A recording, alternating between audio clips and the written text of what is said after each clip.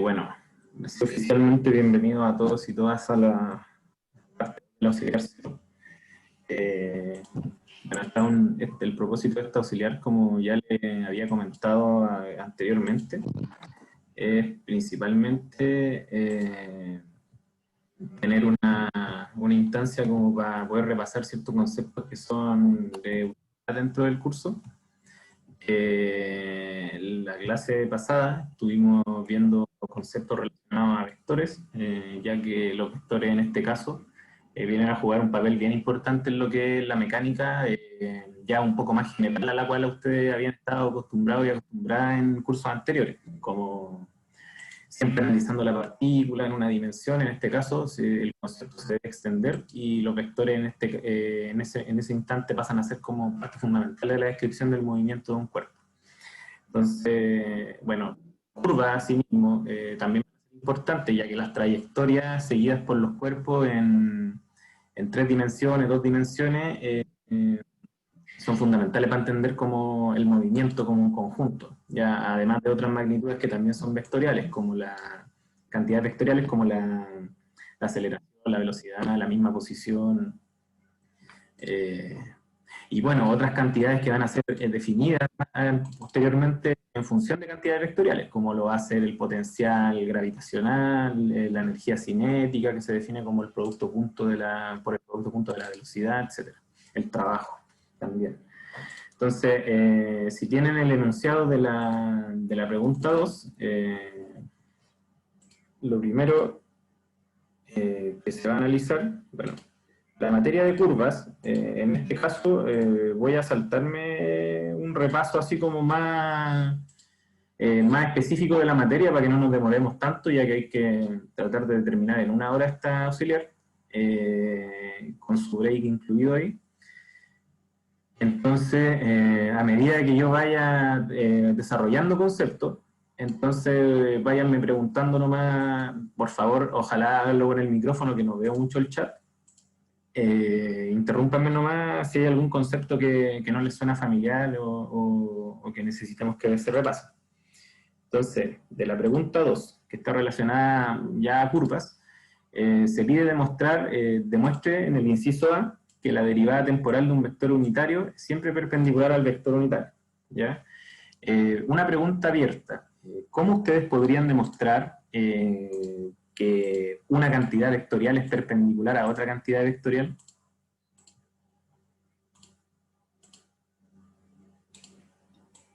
Pero que una que ay, una cantidad vectorial es perpendicular a otra cantidad vectorial. ¿Cómo se podría demostrar eso? Producto punto igual a 0. Eso.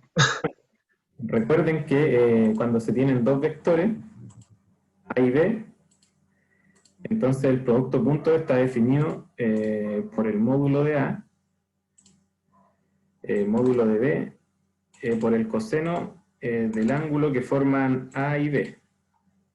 Si este ángulo es 90 grados, o igual a pi, eso significa que A punto B va a ser 0, lo que está indicando que el vector A y B forman un ángulo recto. Ya eso nunca se olviden. Por lo tanto, si se tiene un vector unitario cualquiera, que en este caso voy a denotar por n tongo, ¿ya? Siempre los tongos, la notación vectorial generalmente están reservados para indicar que un vector es unitario. Recuerden que un vector es unitario. Esto significa que su módulo es igual a 1. ¿Ya? Eso significa que un vector es unitario. Entonces, como vimos en la clase pasada, los vectores unitarios son importantes porque sirven para escribir otros tipos de vectores. Indican direcciones en el espacio. Y los escalares por los cuales yo multiplico me van a dar cantidad de magnitud, por lo tanto puedo escribir cualquier vector como combinación lineal de vectores base, que en este caso siempre, generalmente, son vectores unitarios. Conviene que sean así. Entonces tengo un vector cualquiera, n, tongo, quiero demostrar que su derivada temporal es perpendicular al vector, es decir, lo que quiero demostrar es que n por dn tongo a dt es igual a 0. Esto quiero demostrar.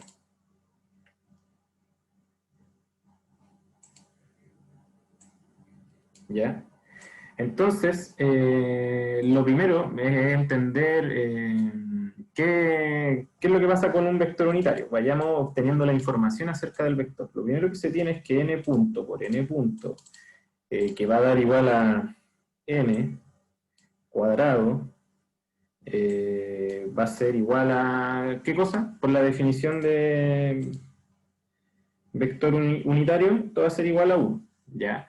Entonces, por ejemplo, esta cantidad, que sabemos que es igual a 1, ¿ya? Que va a ser en este caso la cantidad de n cuadrado, podríamos tratar de derivarla para ver qué cosa nos da. Entonces, si se toma la derivada de lo anterior,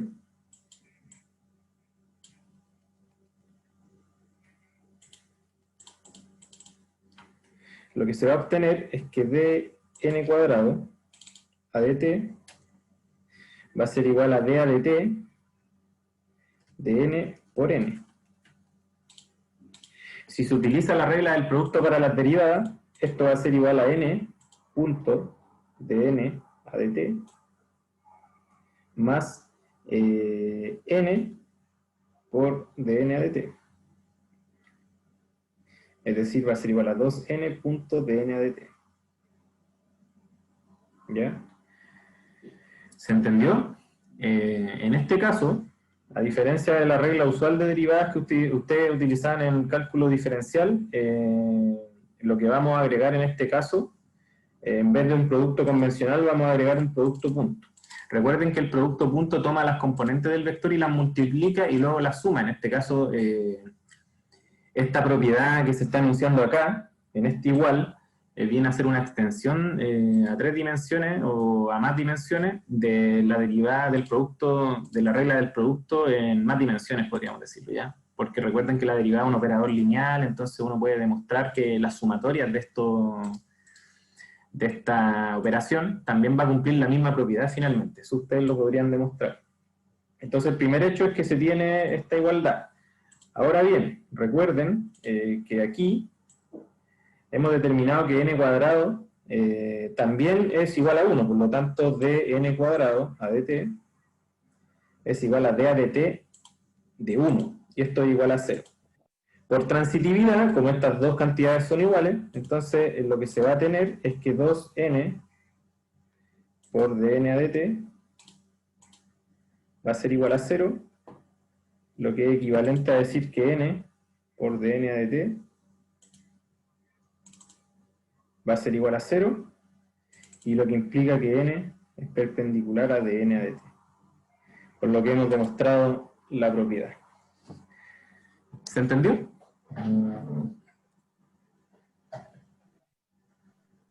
Sí. Ya, qué bueno. Ya. La siguiente cosa que se quiere demostrar es que la aceleración siempre se puede descomponer en una componente. Hay que demostrar que la aceleración se puede descomponer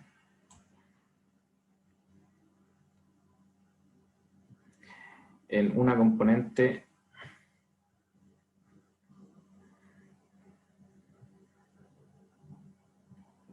perpendicular al movimiento y otra paralela al movimiento.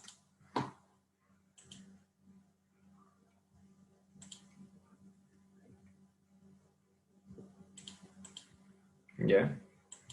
Entonces, vamos a tomar el resultado anterior y supongamos que, por ejemplo, tenemos un sistema de referencia determinado y tengo un vector posición que está midiendo cómo se mueve una partícula en una trayectoria determinada.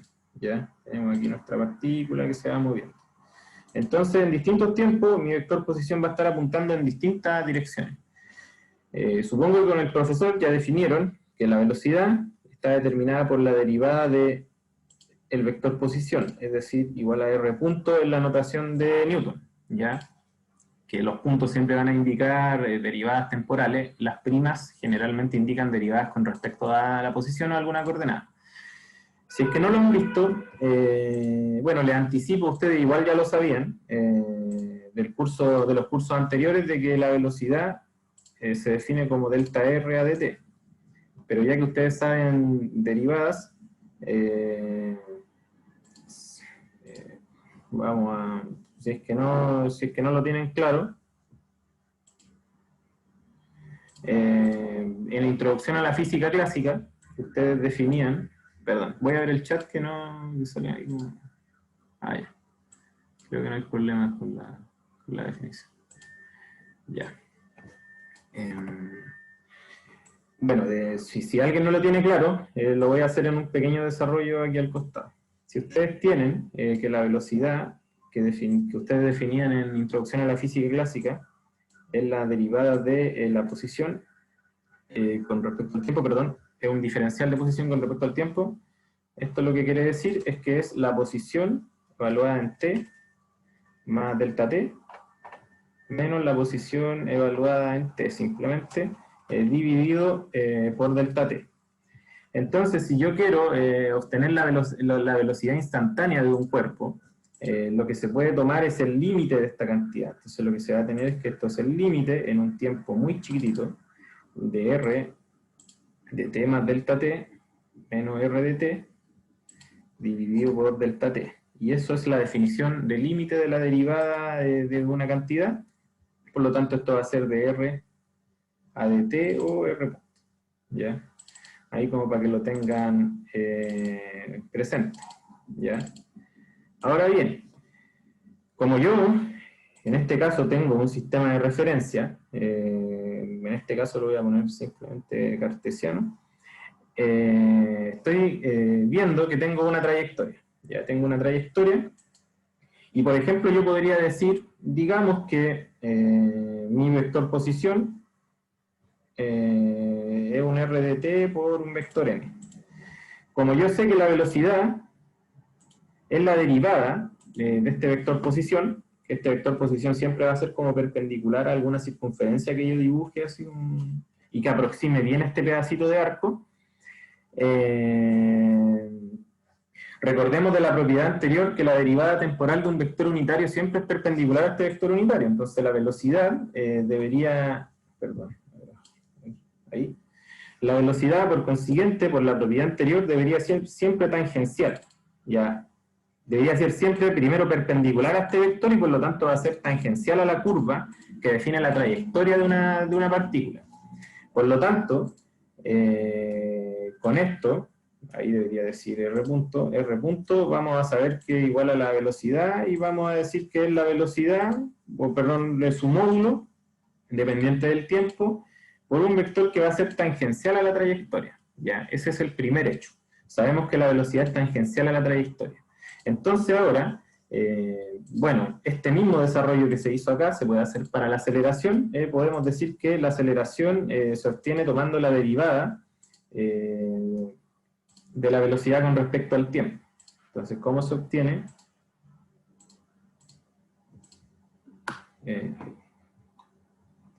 La aceleración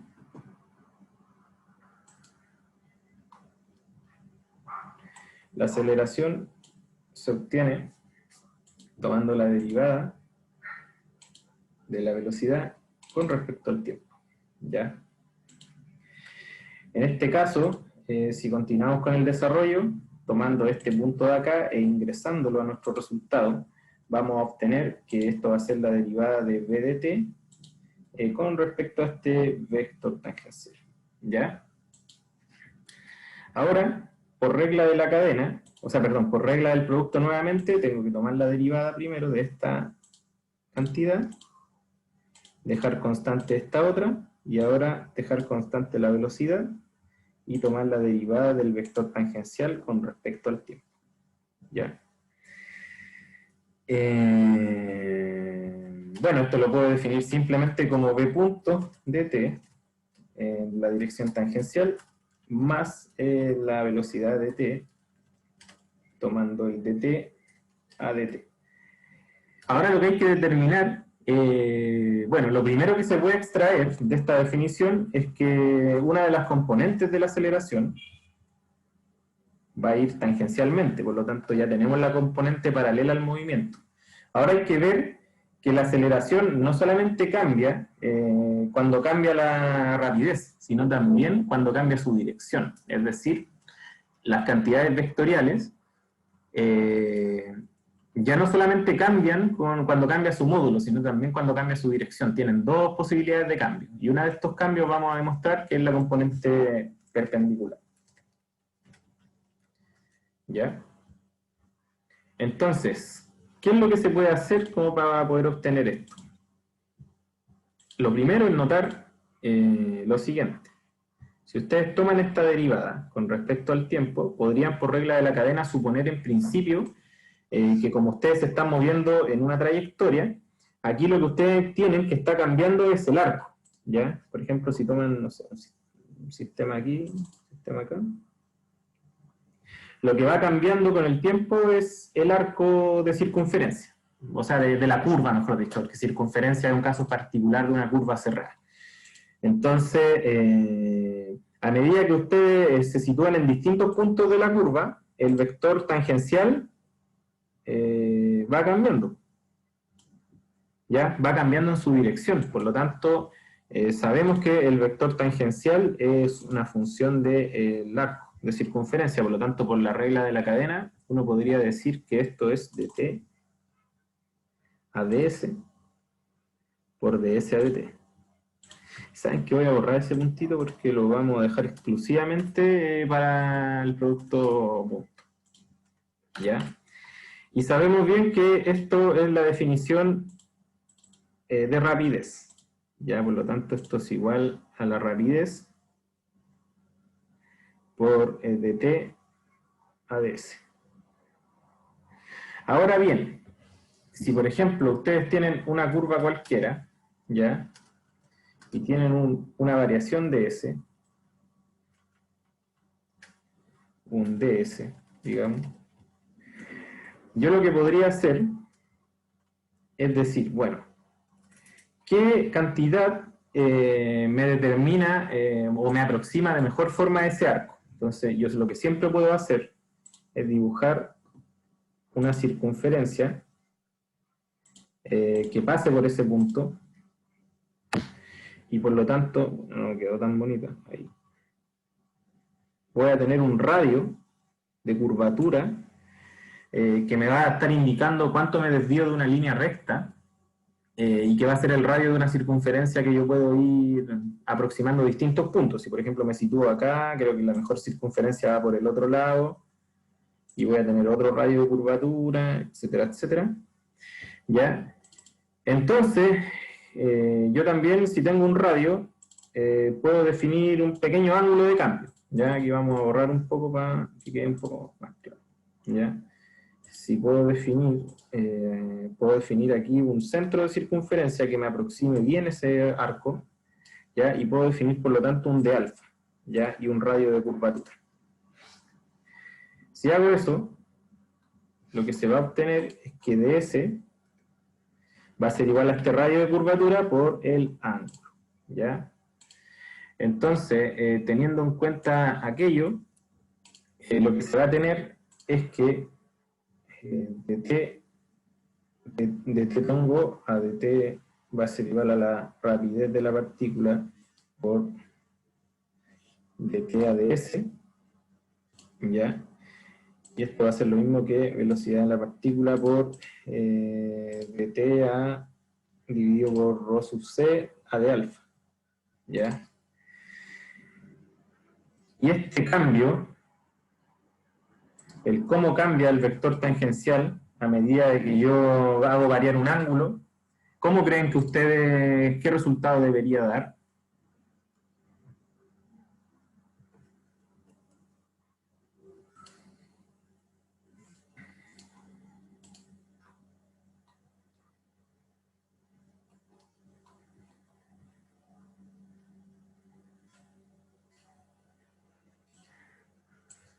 ¿Cómo lo sacarían? ¿Están ahí?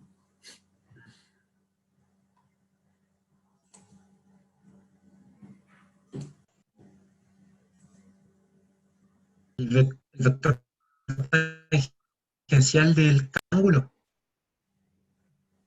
¿Cómo? O sea, ¿cómo calculamos el vector tangencial de ese ángulo, cierto? Claro, ¿para dónde debería apuntar esta derivada del vector tangencial? Por ejemplo, si usted Mm, tiene una curva, perdón,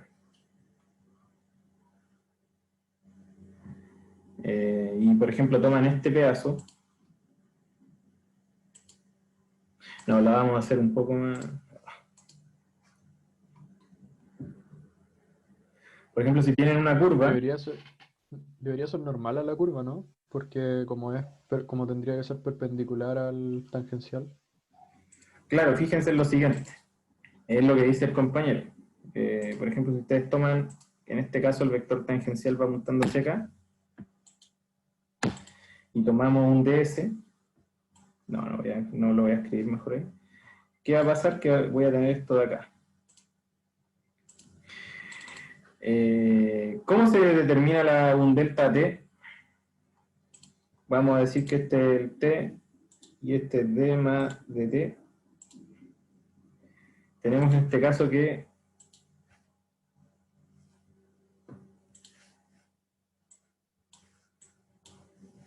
la diferencia de estas dos cosas, es decir, t más dt menos t, es una... ¿Cómo se puede determinar? Se puede determinar con la regla del paralelogramo. ¿Qué quiere decir esto? Que tengo que tomar el vector t más dt y le tengo que restar este otro de acá. ¿Ya? Si por ejemplo yo traslado este vector, lo voy trasladando, y llega aquí, ¿cómo yo hago la resta de estos dos vectores?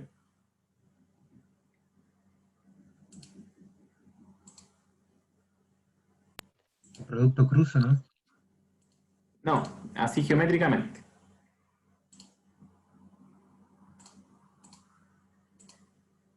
Por ejemplo, si Ah, el vector A y lo quiero restar con un vector B, y tengo que el vector A va para allá, y el vector B va hacia allá, por ejemplo.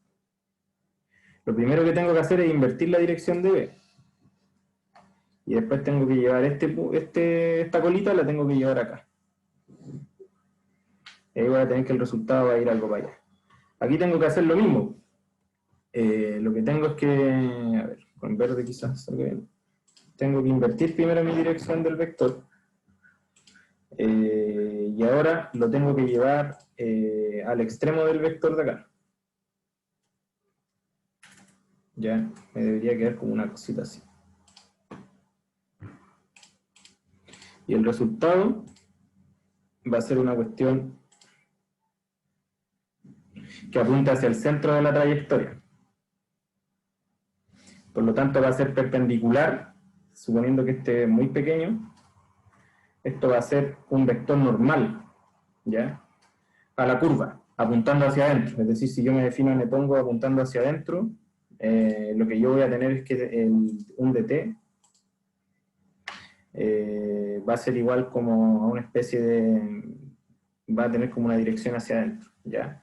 Por lo tanto, cuando yo cambio el ángulo de t a de alfa, lo que me debería dar simplemente n tongo, ya suponiendo que n apunta hacia el centro de la curvatura instantánea. ¿Ya? Entonces, utilizando ese resultado que se puede inferir geométricamente, lo que se va a tener es que de t a de s va a ser igual a 1 sobre el radio de curvatura por n. Lo que significa que utilizando todos los resultados que hemos utilizado, o sea que a los que hemos obtenido, voy a obtener que la aceleración finalmente va a ser velocidad y rapidez al cuadrado dividido por el radio de curvatura, apuntando en una dirección normal hacia adentro, más la derivada de la velocidad, o sea, perdón, de la rapidez, con respecto al tiempo apuntando en dirección tangencial. Por lo tanto, viendo la forma que tiene el vector, se concluye que siempre en un sistema de referencia instantáneo se puede descomponer la aceleración en dos componentes. Una normal al movimiento y una paralela a su movimiento, ¿ya? Una está relacionada al cambio vectorial, cambio de dirección, mejor dicho, de dirección, y otra está relacionada al cambio de magnitud, o de módulo, mejor dicho. Eso, ¿tienen alguna duda? ¿Algún paso que no les haya quedado claro? ¿Algo que haya que repetir? Como para poder profundizar. Yo me perdí en la última parte. En la de los vectores. Sí, de ahí para abajo. Ya. Por ejemplo, si tú tienes una curva, recuerda que el resultado que habíamos llegado es que de t a dt es igual a la rapidez dividido por un radio de curvatura por dt a de alfa, ¿ya? Donde alfa, por ejemplo, si yo me tomo como un radio, viene a ser como un cambio de ángulo, ¿ya? Entonces, yo lo que quiero ver es, bueno, ¿cuál es la diferencia de t cuando yo cambio el ángulo? Es decir, cuando me muevo, por ejemplo, de acá a acá, ¿ya? Para poder hacer esto, lo que tengo que hacer es una recta de estos dos vectores, digamos que este en el instante i y este en el instante i más 1, ¿ya? Tengo que ver cuál es la variación de esto. Dti más 1 menos dti, ¿ya? Cuando delta alfa es muy pequeño, ¿ya? Entonces, si yo hago la derivada, perdón, si hago como las diferencias, tengo que sumar estos dos vectores, ¿ya? Pero recuerda que para sumar o para restar vectores, el signo menos en el t sub i le cambia el sentido, ¿cierto? Entonces al final tengo este vector. ¿Se entiende eso? ¿Sí se entiende eso? Para restarlo, recuerda que, por ejemplo, si yo tengo dos vectores, por ejemplo, si tengo un vector A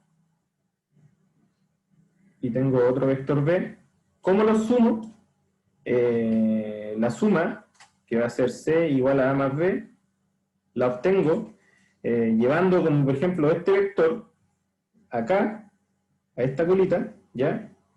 Y después, ahí tengo mi vector B, como que lo traslado, entre comillas, y después el resultado final va a ser un vector que parte de la cola de A y termina en la flecha de B. Este va a ser C, ¿cierto? Sí. Ya, en este caso, fíjate que ese vector verde que tengo ahí, tengo que hacer lo mismo, pues tengo que trasladarlo a la parte de acá. Esto se voy a obtener como algo así, y mi resultado final va a ser un vector que apunte al centro de la trayectoria. Por lo tanto, decimos que este es un vector que apunta hacia el centro, es decir, un vector normal. Por lo que tanto, concluimos que el hacer variar el vector tangencial con respecto al ángulo me debería dar una dirección normal al movimiento, hacia adentro.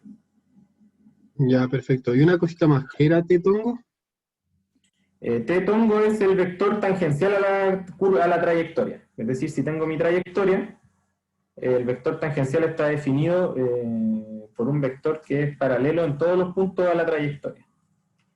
Recuerda Ya, perfecto. que para inferir que la velocidad tiene esta forma, es decir, que la velocidad tiene esta forma de acá, utilizamos lo que demostramos en el primer problema. Es decir, que si por ejemplo yo defino que mi posición apunta normal al movimiento, ¿ya? Yo hago la derivada, entonces siempre voy a obtener un vector que es perpendicular. Por lo tanto, voy a obtener un vector de la velocidad que siempre va a ser tangencial. Es decir, mi velocidad siempre va a ser tangencial a una curva, instantáneamente, ¿cachai? Y en función de eso empecé a desarrollar para abajo. Entonces, bueno, con este resultado, yo lo ingreso del lado que había obtenido anteriormente y se obtiene que este resultado finalmente. ¿Se cachó? Sí, se cachó perfecto. Gracias. Ya, de nada. Ya. Démonos un break de 5 minutitos y vamos a continuar en la siguiente parte con el problema número 2. ¿Les parece? Ya, Ya. Ya. ¿Estamos listos y listas para la segunda parte? Sí. Ya. Ya, entonces vamos a partir lo siguiente. Ya. Si tienen el enunciado a mano, lo que se considera en este caso es una curva llamada cicloide. ¿Ya? ¿Les suena? Es muy clásica. Probablemente quienes tuvieron cálculo 2 o cálculo diferencial en Bochef habrán estudiado a modo de ejemplo esta curva en la parte de curva. Las personas que vienen de bachillerato no estoy seguro. Bueno, aquí yo soy bachi. Creo que no nos pasaban curvas en cálculo 2. ¿Me pueden confirmar? Ya. Entonces tenemos la curva cicloide. Entonces, bueno, lo que hay que analizar aquí es, ¿qué es una curva? Así pregunta bien filosófica.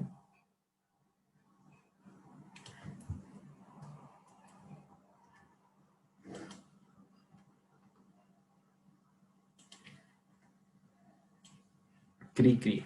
¿No se sabe lo que es una curva?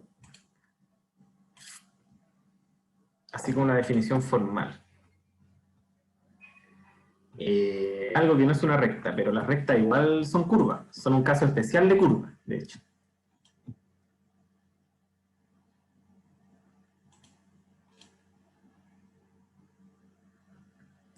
Ya voy a dar la definición.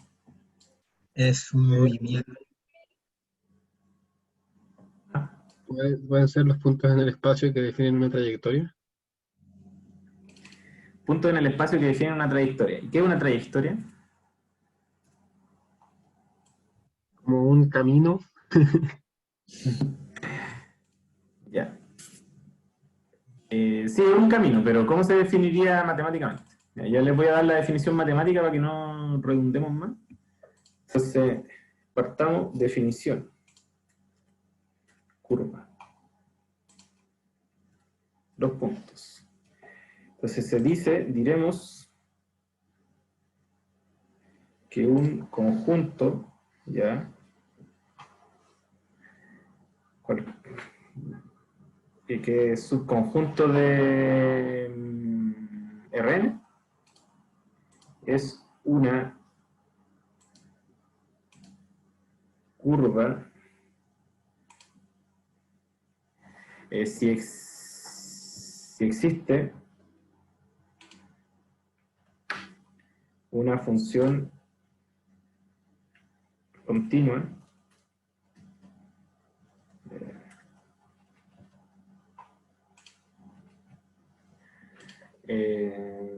que vamos a denotar R y que va desde un intervalo igual a coma B a puntos de Rn, llamada parametrización.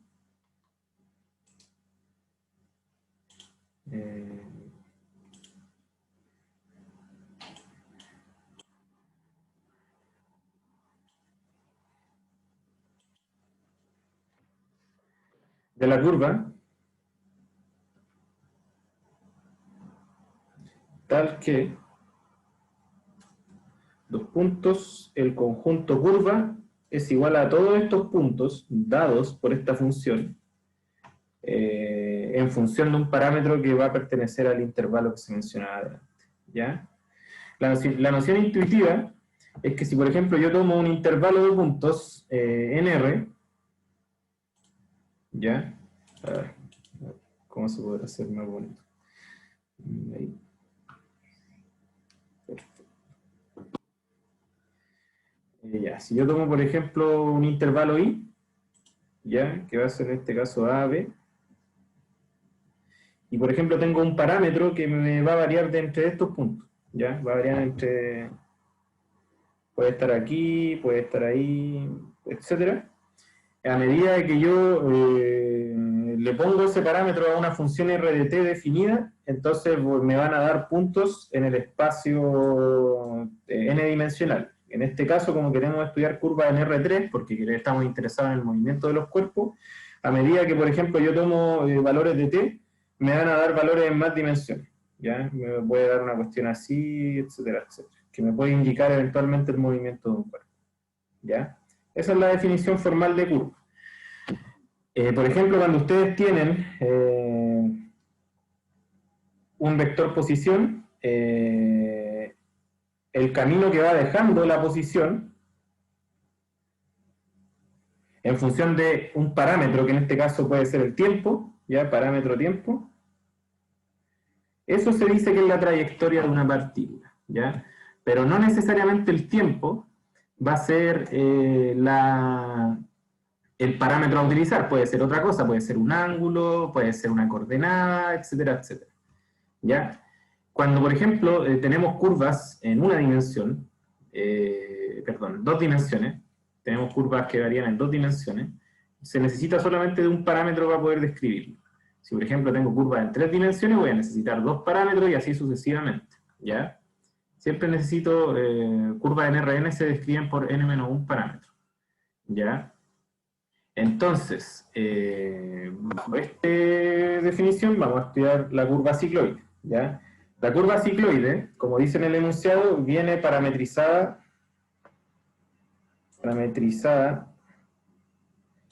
por un parámetro θ, ¿ya? Y en este caso, lo que me va a decir la parametrización es que la componente x de la función r de θ, va a ser igual a un R0 por θ menos seno de θ, ¿ya?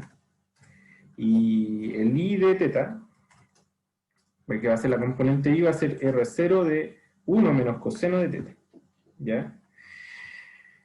Entonces esto lo que me va a describir es una forma de punto en el espacio, ¿ya? Y la pregunta es la siguiente: demuestre que la curva es tautócrona. Esto significa que una partícula liberada desde el reposo sobre la superficie de la curva va a demorar siempre el mismo tiempo en llegar a su punto más bajo, independientemente del lugar en que sea liberada. ¿Habían escuchado algo así antes?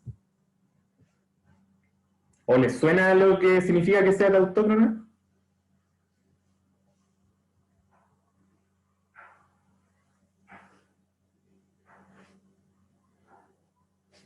Ya.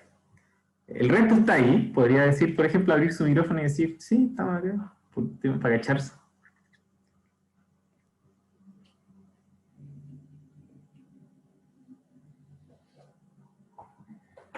Sorry, a veces no me funciona bien. Estamos, compadre. Que un ruido, necesito un ruido nomás. No, si los pesco, si cacho a la gente del chat. Tranqui. Ya. La curva tautócrona, perdón, cicloide va a ser como una cuestión algo así, ¿ya? En este caso, esto vendría a ser como la variación en y esto vendría a ser la variación en x. Entonces, ¿qué es lo que significa? Que si, por ejemplo, yo tomo una pelotita acá y la suelto desde el reposo, y tomo otra pelotita acá y la suelto desde el reposo, ¿ya? Ambas deberían llegar al mismo tiempo acá. Digamos que el parámetro parte en 0 y el parámetro aquí ya está en pi, ¿ya? Eso es lo que es la curva, que significa que una curva sea tautócrona, ¿ya? Espérenme un poco. Entonces, para que lo vean gráficamente, espérenme.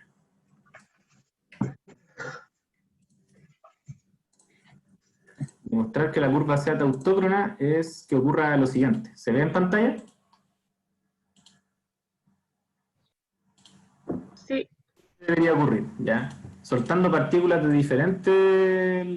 diferentes partes de esta curva, todas deberían llegar al mismo tiempo a su posición final, ¿ya?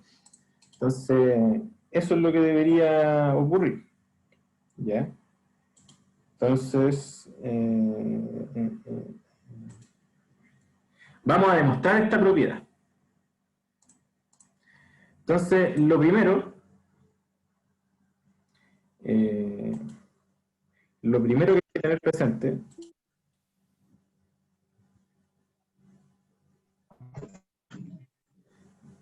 por considerar es que la rapidez de una partícula viene dada por la variación del arco que recorre esta curva con respecto al tiempo. ¿Ya?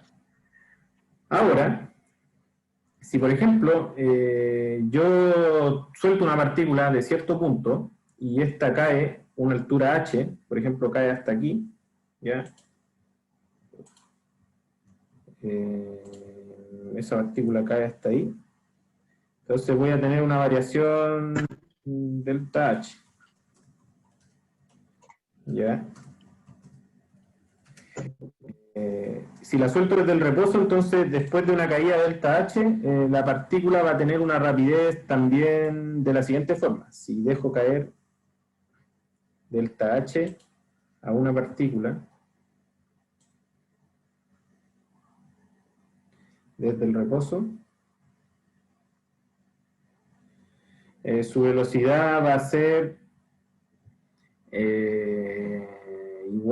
su rapidez va a ser igual a 2g por este delta h, ¿ya? Entonces tengo dos expresiones para una rapidez. Entonces, si tengo dos expresiones para la rapidez, puedo entonces, tengo una ecuación diferencial básicamente que me define como estas dos propiedades, ¿ya? Entonces voy a tener que ds a dt va a ser igual a la raíz de 2g por delta h. Y de aquí puedo inferir que dt va a ser igual a ds dividido por la raíz de 2g delta h. Ahora, recuerden que lo que quiero demostrar, o por lo menos quiero determinar cuál es el tiempo que una partícula se demora en caer entre dos puntos de la curva, cualquiera. Entonces, para obtener eso, dado que tengo un diferencial de tiempo, integrando entre dos puntos cualesquiera,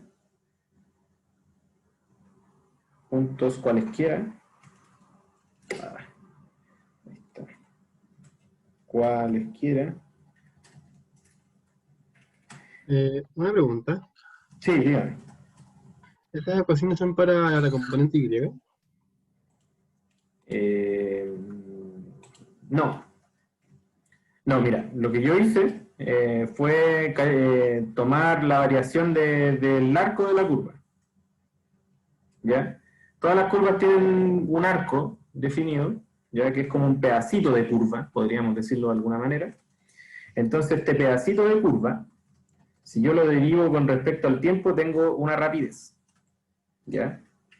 Ahora bien, por argumentos físicos que se los doy como hint, pero uno lo puede demostrar con cinemática o lo que sea, también puedo determinar que esta velocidad, si es que dejo caer la partícula delta h en la coordenada y, ¿ya? Puede ser por conservación de energía cinética y potencial, etc. Voy a tener que esto va a ser igual a 2gh. 2g por la diferencia de coordenadas en i, ¿ya? Pero no quiere decir que estoy tomando ecuaciones por componentes, simplemente estoy tomando una igualdad de rapideces, ¿ya? ¿Se cacha? Sí, se entiende. ¿Sería como antes de llegar a la curva? ¿Cómo?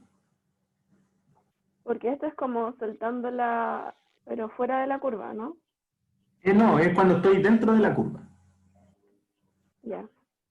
¿Ya? En cualquier punto dentro de la curva, mi partícula se mueve y cuando, en la medida de que varía mi trayectoria, que en este caso la trayectoria coincide con la curva que me dan, ya se va a mover en esta cosa, en la medida de que voy cambiando en la curva, cambia mi rapidez. Entonces mi rapidez es la derivada de un arco, ya, de un arco de curva, ya, de un pequeño trozo de curva.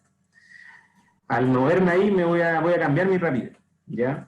Y además también voy a cambiar mi rapidez porque estoy en presencia de gravedad, pues entonces voy a ir acelerando a medida que voy bajando. Ya tengo dos formas de expresar la rapidez. Entonces, si igualo esas dos formas, obtengo una ecuación que me da un diferencial de tiempo. ¿Se entiende? Sí. Ya, entonces si ustedes integran en dos puntos cualquiera de la curva, se obtiene el tiempo que me demoro, por ejemplo, en ir del punto S1 al punto S2 de la curva, que va a ser igual a ds dividido por 2g delta h, ¿ya? Pero para poder determinar el tiempo que me demora, por ejemplo, en llegar desde cualquier punto de la curva al punto más bajo, que es este punto de acá, necesito, por ejemplo, encontrar delta S, que no conozco lo que es, y necesito encontrar delta H, que tampoco conozco lo que es. ¿Ya? Entonces vamos a calcular cada una de estas dos cosas en orden. ¿Ya? Lo primero va a ser calcular delta S. ¿Ya? Cálculo de delta S. Ustedes, si por ejemplo tienen una curva determinada, ¿ya?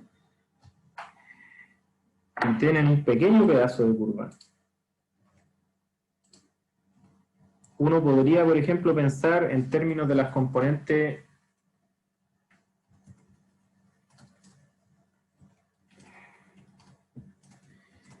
X e Y, ¿ya?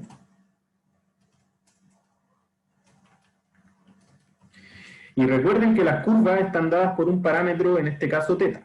Por lo tanto, esta parte de acá, que viene a ser como esta curva de acá, ¿ya? Ese pequeño ds, cuando varío t, o dejémoslo mejor de otra forma. Ese pequeño ds de ahí, cuando es muy chiquitita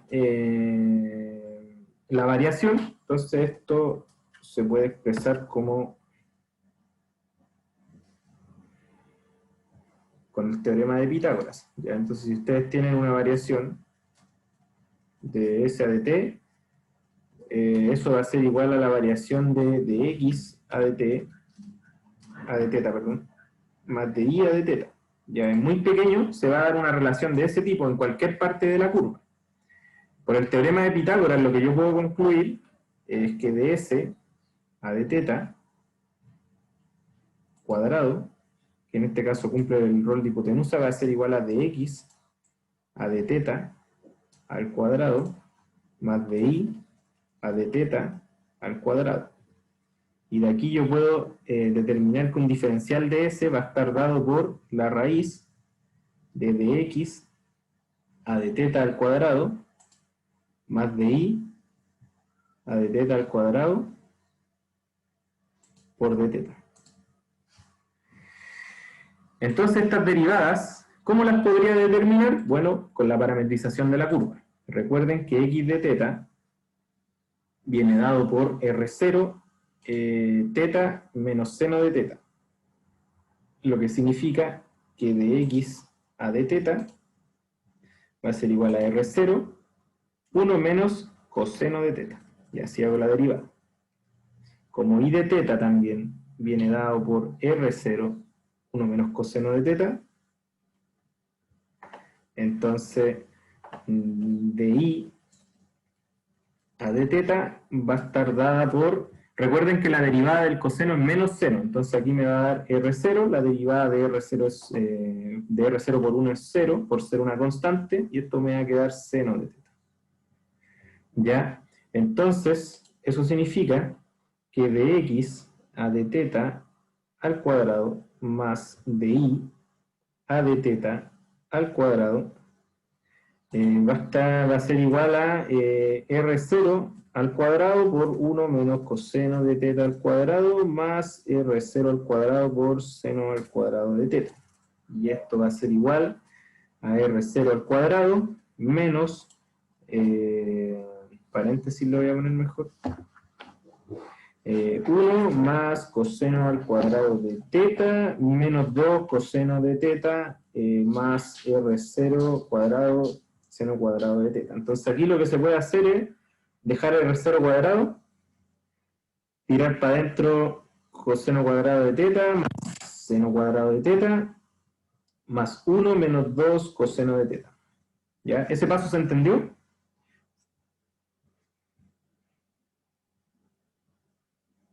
Eso de aquí es 1. 1 más 1 va a dar 2.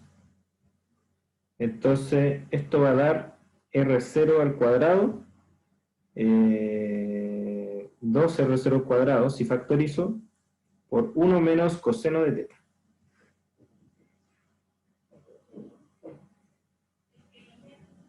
¿Se entendió? Sí. Ya. Ahora de las identidades trigonométricas, recuerden, recordar que el coseno de x es igual a el coseno al cuadrado de la mitad del ángulo menos el seno al cuadrado de la mitad del ángulo. ¿Ya? Entonces, esto significa que 1 menos coseno de x va a ser igual a 1 menos coseno al cuadrado de x medio más seno al cuadrado de x medios. Y 1 menos coseno cuadrado de x medio, por la identidad, por esta misma identidad de acá, aplicada al ángulo x medio, va a ser igual a... Ah, ahí abajo no se nota. Se me olvidó, ¿cierto? Claro, no se alcanza a ver. Ya voy a continuar en la siguiente página.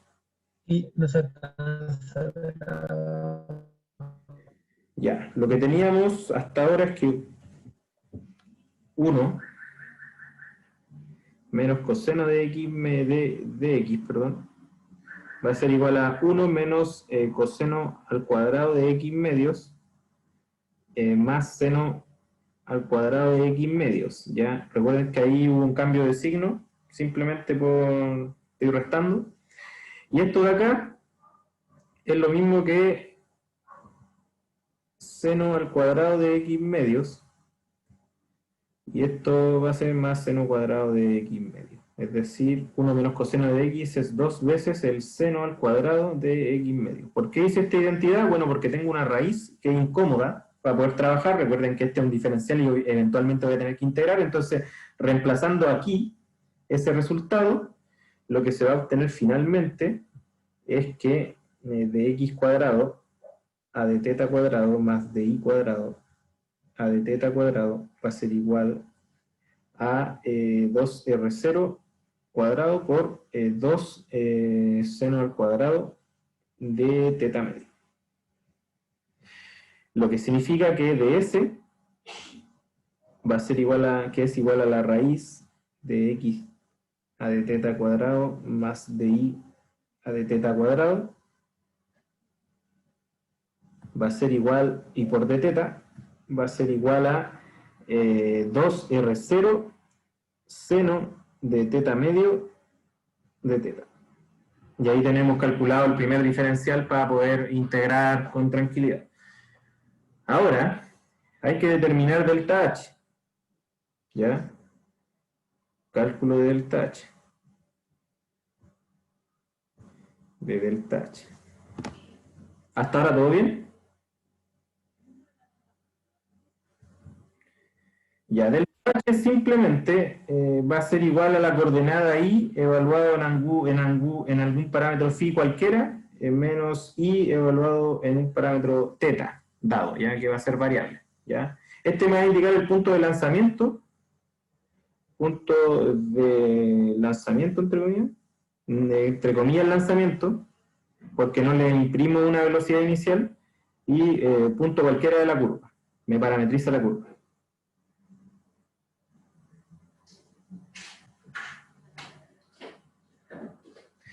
Como conozco la parametrización de la cicloide, voy a tener que I de phi, perdón, va a ser igual a R0, 1 menos coseno de phi, menos R0 por 1 menos coseno de teta. lo que finalmente me va a dar R0 coseno de phi menos seno de teta. ¿Ya? Ahora, lo que yo voy a utilizar es una identidad trigonométrica que dice que utilizando, las voy a la identidad y las voy a ir poniendo en rojo. ¿Ya? Usando, ¿cómo era? 1 menos coseno de x. Una pregunta. Sí, cuenta. ¿Por qué te quedó un seno? ¿Dónde? Cuando No, que me pusiste equivoqué. Me equivoqué. Ahí. Debería ser coseno, obviamente. Es coseno de teta, tienes razón, muchas gracias. de nada. Ya, entonces usando el hecho de que el coseno de un x cualquiera, ¿cómo era? 1 igual a 2. Oh, me quedó la embarrada. Es igual a 2 coseno al cuadrado de x medios menos 1 con identidad trigonométrica. Lo que voy a tener es lo siguiente, que esto de acá va a ser igual a R0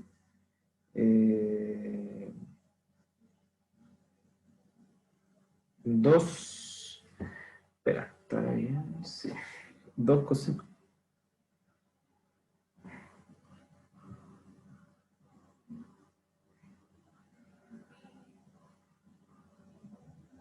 Sí, hay una duda.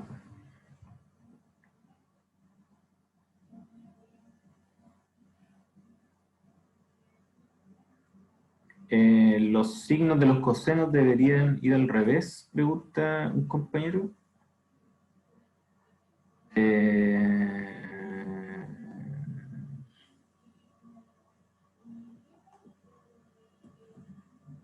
A ver.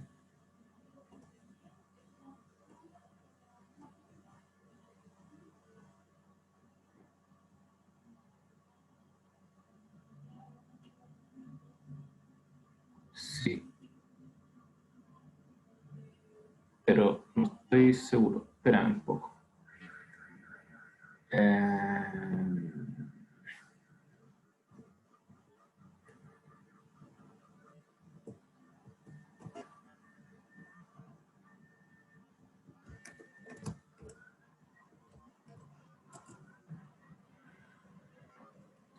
Quiero comprobar una cosita pequeña.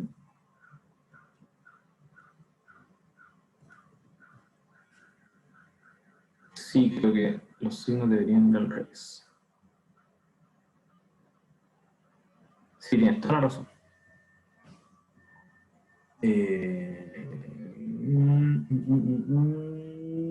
¿Y por qué lo puse así? Ya, que aquí hay una cosa que hay que cambiar. Se me olvidó un detalle. Ya, lo que pasa es que la cicloide, ya voy a hacer esto, la cicloide es una curva que generalmente va así. Si por ejemplo tengo esto de acá, la cicloide es una curva que va haciendo algo como así.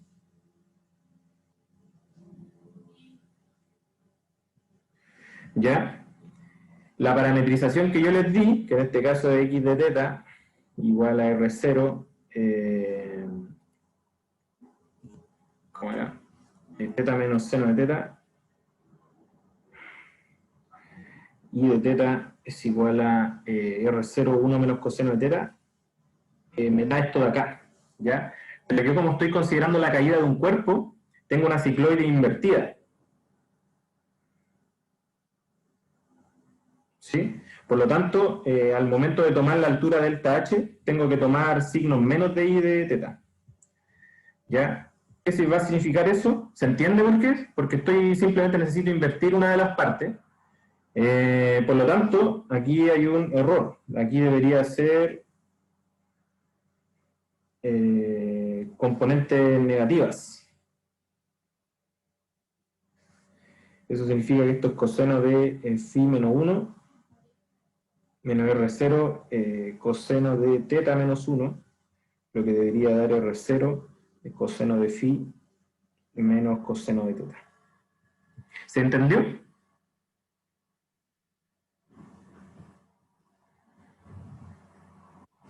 Sí. Entonces, el delta H, la ecuación también debería tener un menos, ¿no? No, no necesariamente, porque los menos los derivé directamente en el resultado, que es en esta parte de acá.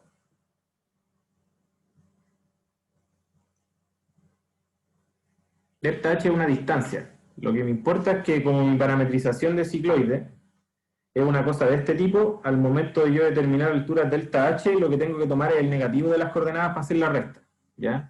Y con eso voy a obtener, por ejemplo, la distancia que va desde un punto a otro, ¿cachai? Voy a tener que tomar menos i de teta, perdón, de phi, ¿ya? Si quiero un delta H, y voy a tener que tomar la coordenada menos i de teta. Entonces, cuando haga el delta H, que va a ser el que tomé inicialmente, me va a dar menos i de phi menos i de teta. Menos i de teta. Eso va a ser menos i de phi más i de teta. ¿Cachai? Eso es lo que quiere decir. ¿Ya? Entonces, utilizando identidades trigonométricas nuevamente, lo que se va a obtener es que esto va a ser 2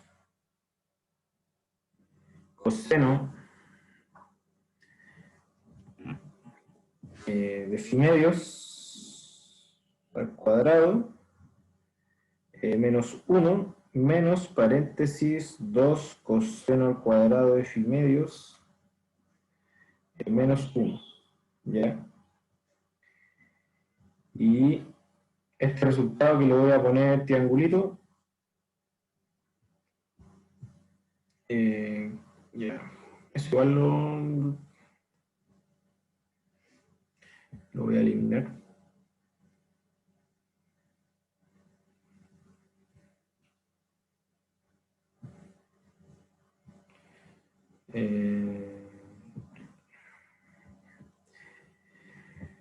Lo que me va a quedar entonces es que delta H va a ser igual a 2R0 por el coseno al cuadrado de phi medios menos seno al cuadrado de phi medios. Ya. ¿Por qué quise transformar? La pregunta es ¿por qué utilizar una identidad trigonométrica para poder determinar coseno y seno al cuadrado? Aquí me volví a equivocar, esto es coseno. ¿Por qué quiero coseno? ¿Por qué quiero identidades que me transformen cosenos normales a cosenos al cuadrado?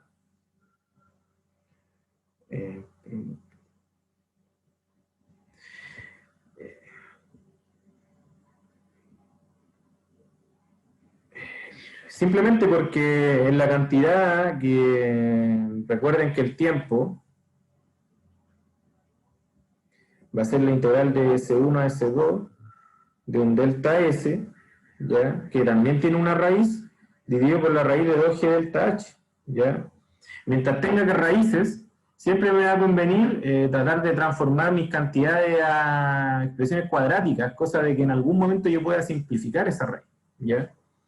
Entonces, bueno, como tenemos delta H y tenemos delta S, se tiene finalmente que T, desde ir de un phi cualquiera hasta el final de la curva, que es decir, el tiempo que estamos buscando, es decir, que la tomemos desde cualquier punto de la curva, ¿ya? Teta, un phi cualquiera, hasta el teta igual a pi, va a ser la integral de 2R0 seno de teta a medios de teta dividido en la raíz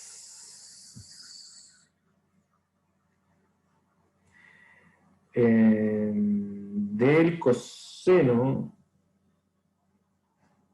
perdón, de 2R0 paréntesis coseno al cuadrado de phi medios menos coseno al cuadrado de teta medios.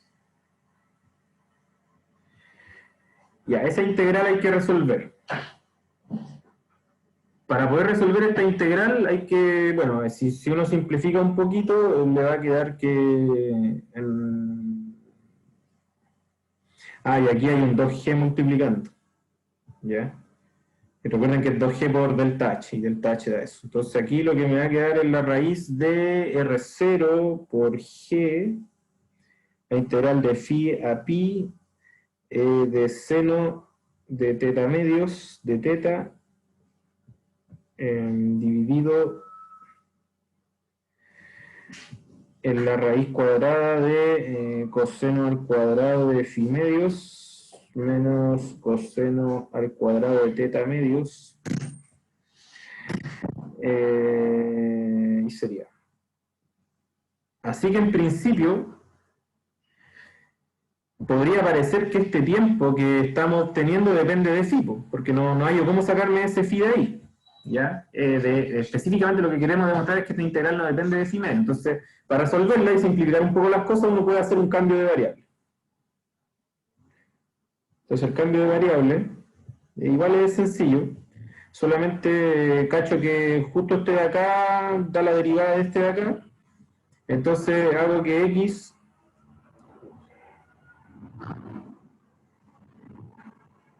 va a ser igual a coseno de teta medio. Eso implica que de x va a ser igual a menos un medio seno de teta medios de teta. Lo que me va a transformar mi integral en 2, voy a poner esto medio cómodo, vamos a ponerlo así, g, le da un medio. La integral va a ir desde 0 ya hasta el coseno, o algo va a tener un poco. Ahora sí. Va a ir hasta el coseno de phi medios de dx dividido por coseno al cuadrado de phi medios menos x cuadrado. Ya, simplifiqué un poco la integral, pero aparentemente me sigue dependiendo del coseno de phi medios. ¿Ya? ¿Se puede hacer alguna simplificación adicional?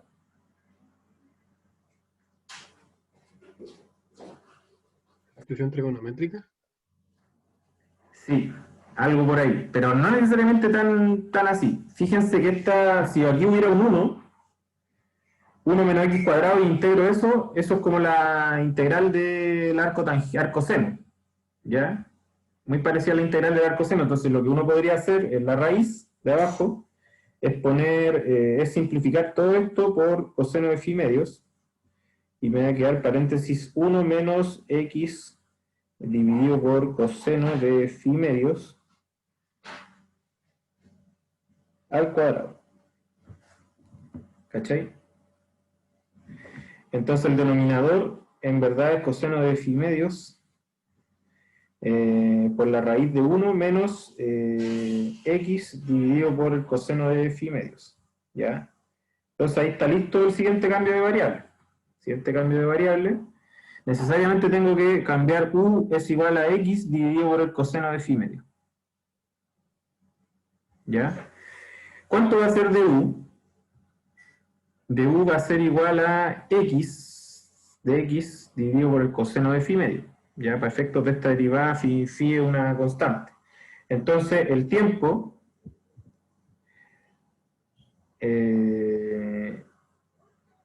y hay otra cosa.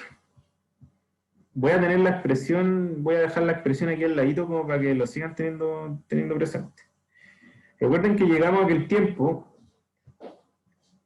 es igual a 2g partido por R0 elevado a un medio, la integral hasta el coseno de phi medios, desde 0, de dx, dividido por el coseno al cuadrado de phi medios, menos x cuadrado. ¿Ya? Eso es lo que estamos tratando de desarrollar. Entonces, recuerden que trabajando esto de acá, voy a obtener eso de ahí. ¿Ya? Es decir, tengo que el tiempo es igual a 2g partido por r0, le hago un medio, por la integral, mejor, no, por 1 sobre coseno de phi medios, ¿ya?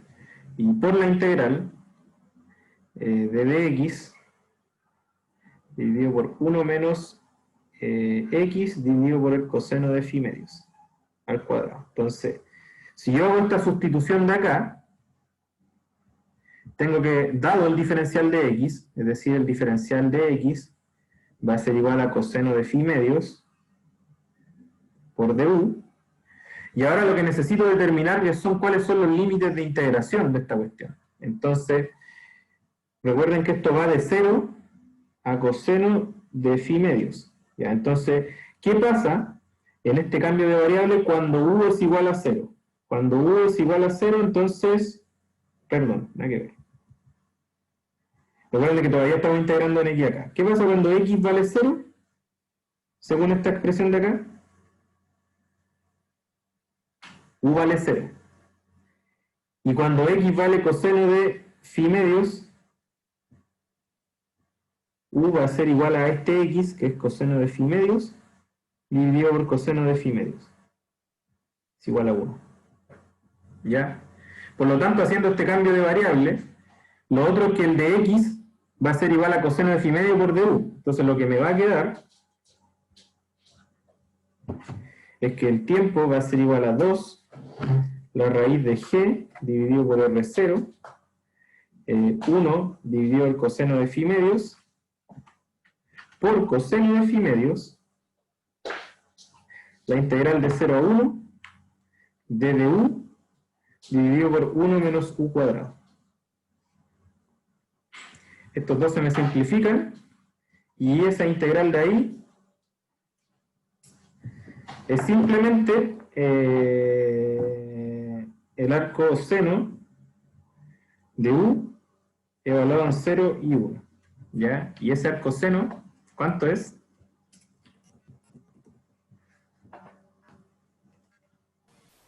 Disculpa, Samuel, Sí. ¿por qué si lo muestra G y R0? Ah, me equivoqué.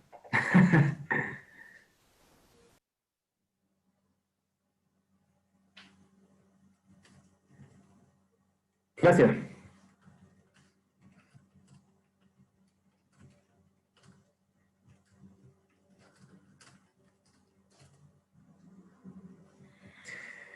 Esto da pi. Por lo tanto, tenemos que el tiempo buscado es 2 R0 partido por G por pi. ¿Y ese tiempo depende de alguna parametrización? No, no depende de ninguna parametrización.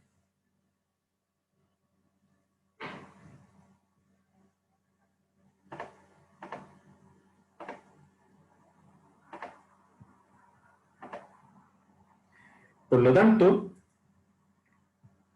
se ha demostrado que cualquiera sea el punto desde el que yo lance la curva, el tiempo que se va a demorar desde cualquier punto hasta el final siempre va a ser el mismo, independientemente del punto de lanzamiento. Es decir, no depende del punto phi de lanzamiento. Y eso significa que la curva está autócrona.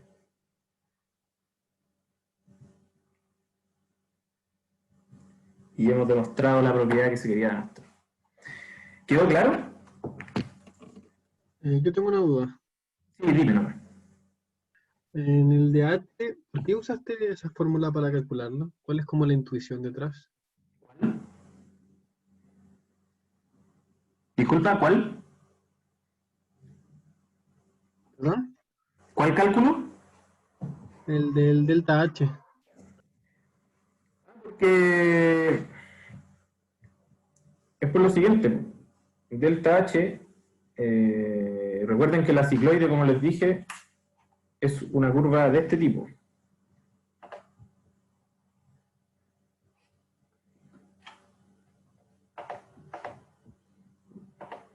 Etcétera.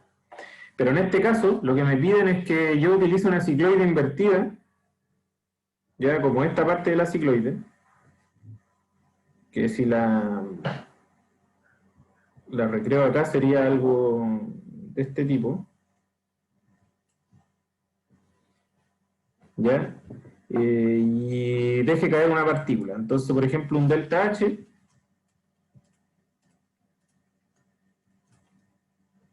viene a ser como la coordenada, por ejemplo, si yo parametrizo con phi el punto de lanzamiento y parametrizo con teta cualquier punto de la curva, mi delta H viene a ser la parte negativa de phi menos la parte negativa de teta.